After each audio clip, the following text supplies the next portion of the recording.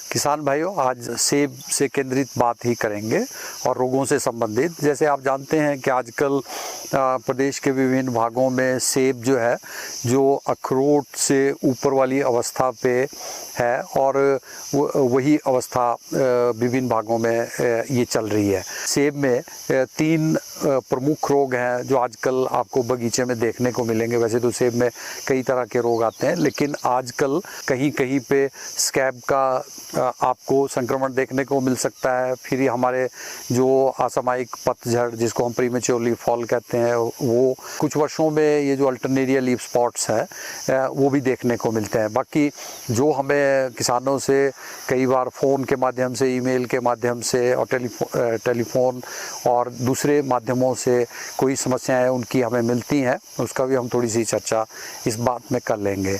हमें ये देखना है कि अभी जो है, जो अखरोट के साइज़ का फल होता है, उससे 20 दिन बाद की जो स्प्रे की अवस्था है, स्प्रे शेड्यूल में हमें उसको फॉलो करना है। तो उसमें हमें स्कैब के लिए जैसे प्रोपिनेब है, जिनेब है, इसका छिड़काव है, और दूसरा कॉम्बी फंजीसाइड ट्यूबाकोनाजोल और ट्राइफ्लॉक्सीस्ट्रोबिन है, इसका प्रीमेच्योर लीफ फॉल के लिए इसका छिड़काव होता है इस कॉम्बी फंजीसाइड का। और उसके अलावा जो है कार्बेंडाजिम और फ्लूजिलाजोल का जो कॉम्बी फंजीसाइड है, तो इसका जो है छिड़काव आपने प्रीमेच्योर लीफ फॉल और ये 2 बीमारियों के लिए सक्षम है, जिसमें अल्टरनेरिया लीफ फॉल है।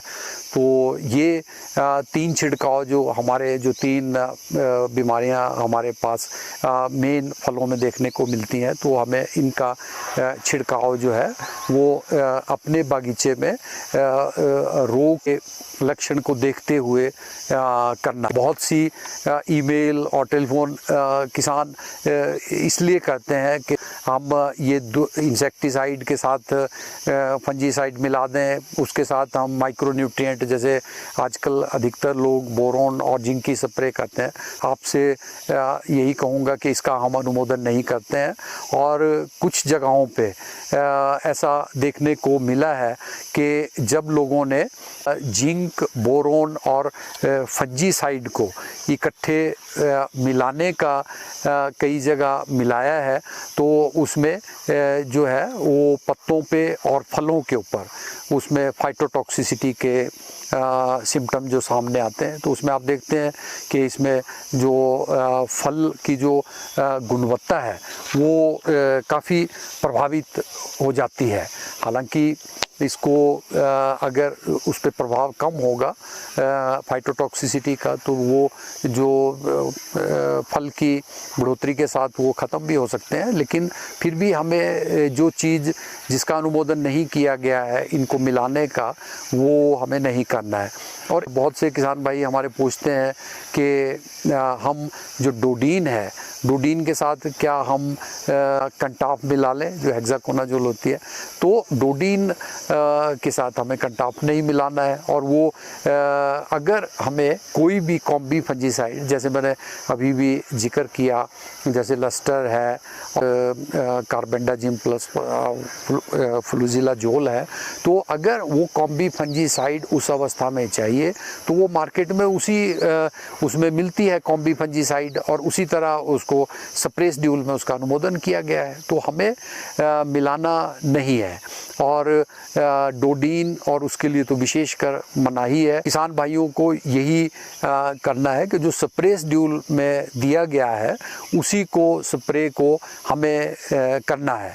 और वो भी तब जब हमें लगता है, क्योंकि हम सेब की खेती काफ़ी वर्षों से करते हैं और हमारे किसान भाई बहुत प्रबुद्ध हैं, तो हमें अगर रोग के उसकी आशंका बगीचे में होती है, अन्यथा हमें ये प्रयत्न करना है कि अगर स्प्रे की आवश्यकता नहीं है तो हमें कम करना है। और कुछ फंजीसाइड जैसे फ्लूजिलाजोल है, तो उसमें प्रिवेंटिव और क्यूरेटिव दोनों क्षमताएं हैं। तो एक तो रोग को क्योर भी कर सकती है, अन्यथा मैक्सिमम जो फंजीसाइड होते हैं जैसे प्रोटेक्टिव होते हैं, तो वो जब तक उनका पौधे के विभिन्न भागों के ऊपर वो घोल की मात्रा है तब तक वो रोकने में सक्षम होते हैं। लेकिन हमें जो फल की इस समय अवस्था है तो उस समय पत्तियों के ऊपर तो ऐसी अवस्था नहीं आती है कि हमें क्यूरेटिव, लेकिन फलों के ऊपर क्योंकि बढ़ोतरी हो रही है तो उस समय ये जो क्यूरेटिव एक्शन वाले जो फफूंदनाशक है वो अधिक कारगर है और वो स्प्रे शेड्यूल में उसको वो दिया गया है। पिछले दिनों में जैसे किसान भाइयों ने एक जैसे सुई की तरह धब्बे जो हैं, सुई की तरह पिन हेड जिसको हम बोलते हैं, उसकी तरह कुछ धब्बे फल के जो वॉलनट ग्रीन जो फल की अवस्था है उसके ऊपर दिखाई दिए हैं।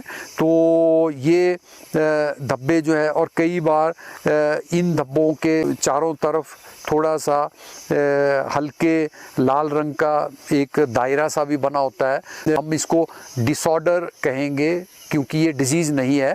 तो डिसऑर्डर हम तब कहते हैं जब उसके साथ कोई पैथोजन इन्वॉल्व नहीं होता है।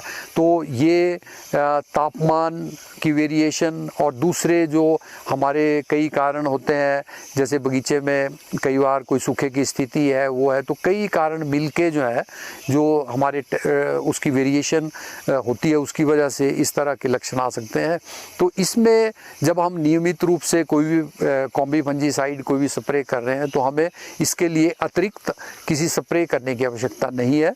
और ये स्पॉट छोटे छोटे होते हैं क्योंकि इनका नाम ही इस डिसऑर्डर का लेंटिसेल स्पॉट है।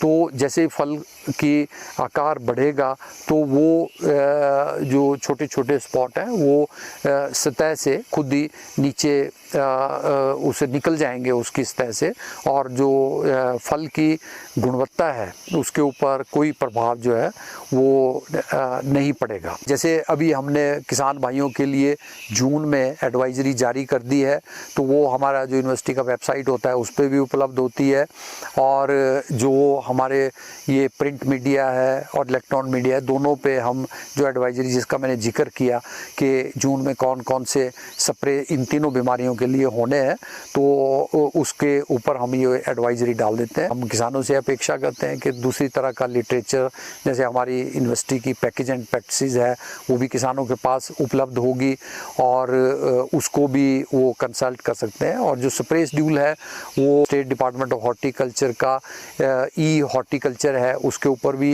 उपलब्ध है था। जो भी हमारे बागवानी अधिकारी फील्ड में कार्यरत हैं उनके पास भी इसकी प्रिंटेड कॉपी जो है उपलब्ध रहती हैं, तो उसको भी वो कंसल्ट कर सकते हैं। हमें पता है कि ये जो बीमारियां हैं ये जब अधिक नमी होती है, बारिश वाला मौसम होता है तो उसके साथ ये वो होता है। तो आजकल जो भारत सरकार द्वारा जो मौसम की जो सूचना है वो हमें काफ़ी एक हफ्ते के पहले तक मिल जाती है और हमें उसका पता होता है कि भाई इस तरह का बादल बारिश वाला इस तरह का मौसम रहने वाला है। तो उसको भी हमारे किसान भाई उसको ध्यान में रख सकते हैं ताकि वो उस तरह से अपने स्प्रे शेड्यूल का वो निर्धारण कर सकें कि हमें स्प्रे जो है कब करनी है। और इसी तरह के उपायों को ध्यान में रखते हुए और किसान भाई जो है अपने जो फलों की है वो पूरी देखभाल बगीचों की करें। कहीं पे उनको कोई प्रॉब्लम आती है तो बीमारियों की प्रॉब्लम आती है, कीड़ों की प्रॉब्लम आती है, या जो हमें छिड़काव करते हैं दूसरे माइक्रोन्यूट्रिएंट्स वगैरह के, तो जिन जिन विभागों से संबंधित हैं, जैसे माइक्रोन्यूट्रिएंट का वो फ्रूट साइंस विभाग से, कीड़ों का है तो एंटोमोलॉजी विभाग से, और बीमारियों का लगता है तो वो प्लांट पैथोलॉजी विभाग से। किसानों से ये आग्रह करूँगा कि वो जब भी कोई सिम्टम्स वगैरह और वो पत्तियों में देखते हैं ऐसे रोगों के, क्योंकि जो हमारे प्रमुख रोग हैं उनके तो लक्षण उनको तकरीबन याद होंगे, तो वो हमारे जो कृषि विज्ञान केंद्र हैं, जो क्षेत्रीय अनुसंधान केंद्र, तो इस तरह कहीं भी।